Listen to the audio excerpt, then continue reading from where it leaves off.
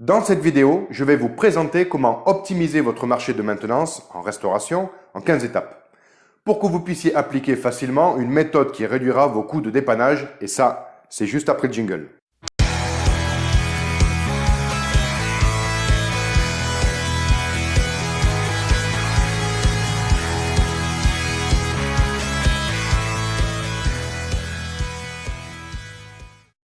Bonjour à tous, je suis Cyril, bienvenue dans cette nouvelle vidéo de la série Méthodes et outils pour manager la maintenance. Si c'est votre première fois ici et que vous voulez apprendre comment créer de la valeur grâce à la maîtrise du domaine de la maintenance des équipements de restauration et avoir des conseils gratuits en management de la maintenance, appuyez sur le bouton s'abonner et sur la cloche de notification. N'oubliez pas également de consulter les liens et informations présents dans la description, comme ça rien ne vous échappera. Comment optimiser votre marché de maintenance en restauration en 15 étapes? C'est le thème que je vous propose d'étudier dès à présent. Nous allons voir ici un focus sur la contractualisation d'une prestation de dépannage et d'entretien qui est une des 32 bonnes pratiques permettant une maîtrise parfaite de la maintenance en restauration.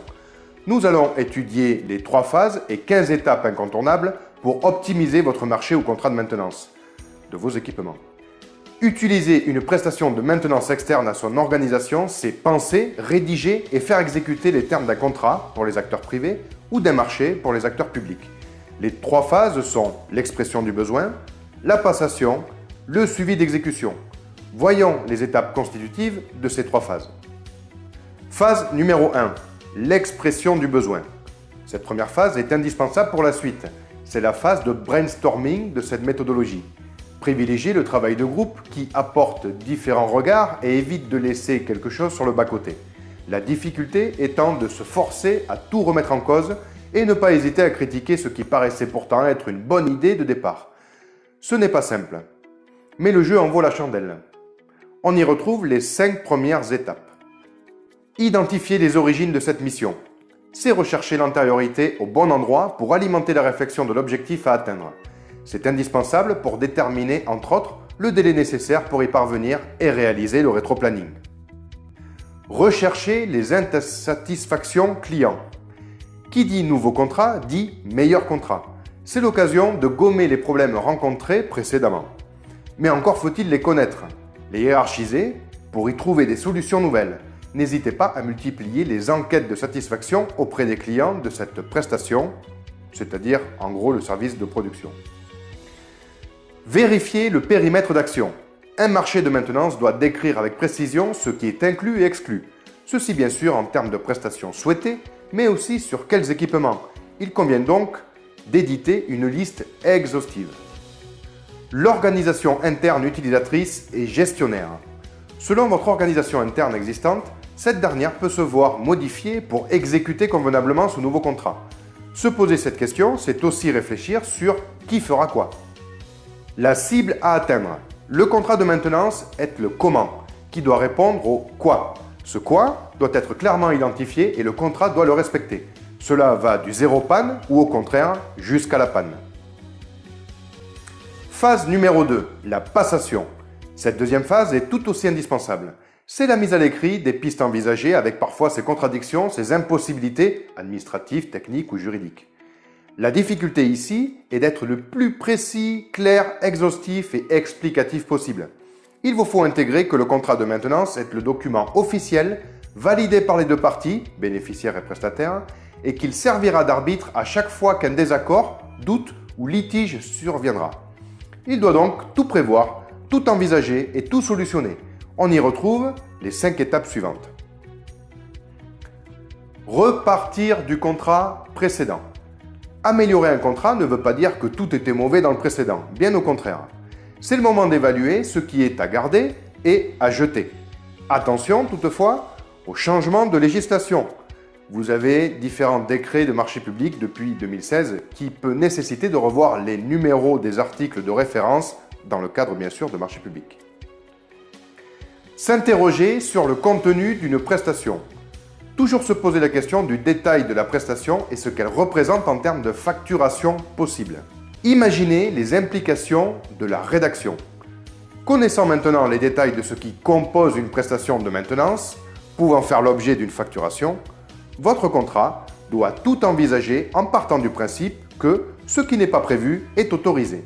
Il est important de prévoir toutes les situations possibles et de chercher à en rédiger les limites et responsabilités. Réfléchir le mode de facturation.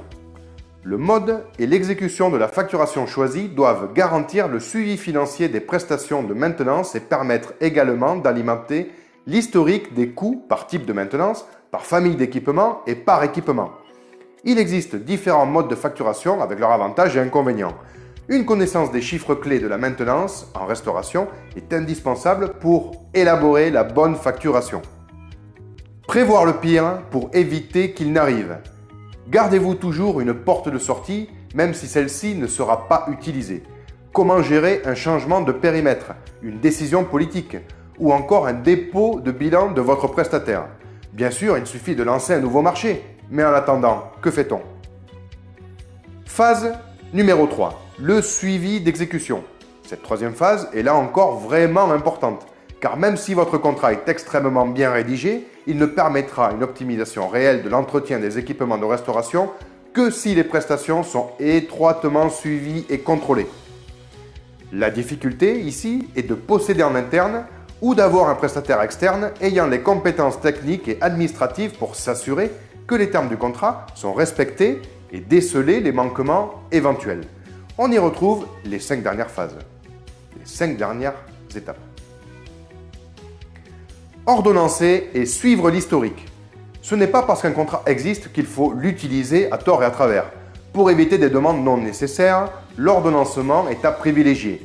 Pour les mêmes raisons, il faut aussi veiller à récupérer et suivre l'historique des événements. Contrôler administrativement les prestations. Le contrat existe et explique tout ce que le client demande au prestataire. Parfois, le client n'en demande pas beaucoup et parfois, il en demande énormément. Un contrôle est nécessaire, car il se peut que dans le feu de l'action, certaines prestations secondaires ne soient pas réalisées dans les faits. Il faut alors vérifier que ce qui est demandé est effectué en totalité. Contrôler techniquement les prestations. La prestation peut sembler parfaite administrativement et répondre au fond, à la forme et au timing. Cependant, difficile d'en être certain techniquement. Avez-vous déjà essayé de déchiffrer un devis d'un technicien? Bon courage! Le seul à pouvoir déchiffrer un technicien est un autre technicien. En avez-vous un d'impartial sous la main? Vous devriez. Créer et analyser des indicateurs. Vous croulez sous les données, c'est un bon début. Mais maintenant, il faut les exploiter pour piloter. C'est le rôle des indicateurs et tableaux de bord. Auditer la fonction maintenance. On ne maîtrise que ce que l'on mesure et l'on ne mesure que ce que l'on audite. En complément des données déjà relevées, des audits vous permettront de trouver les origines des écarts constatés et d'y remédier. Pour résumer, manager la maintenance en externalisant les actes de dépannage, c'est avant tout disposer d'un contrat béton et de l'organisation en interne pour le contrôler. Je parcours souvent les clauses techniques des marchés de maintenance des équipements de restauration mis en publication sur Internet. Et malheureusement, rares sont ceux qui respectent les préconisations de ce guide. Bilan, ils vont générer des surcoûts inévitables et indiscutables. Manager la fonction maintenance, c'est diminuer les coûts, augmenter la disponibilité des équipements et globalement améliorer les conditions de travail de vos collaborateurs. Alors n'hésitez pas à maîtriser cette discipline. N'oubliez pas le lien dans la description vers l'e-book gratuit « Réussir l'optimisation de votre contrat de maintenance en 3 phases, 15 étapes et 60 points clés ». Si vous voulez être accompagné par Icar Conseil pour rédiger un marché de maintenance performant, n'hésitez pas à visiter notre site internet icarconseil.fr et à nous contacter. Si vous avez une question sur la contractualisation des actes de maintenance que vous souhaitez voir traiter dans une prochaine vidéo, laissez un commentaire et nous y travaillerons. Si vous avez aimé cette vidéo, abonnez-vous à cette chaîne dédiée à la maintenance en restauration et n'hésitez pas à partager.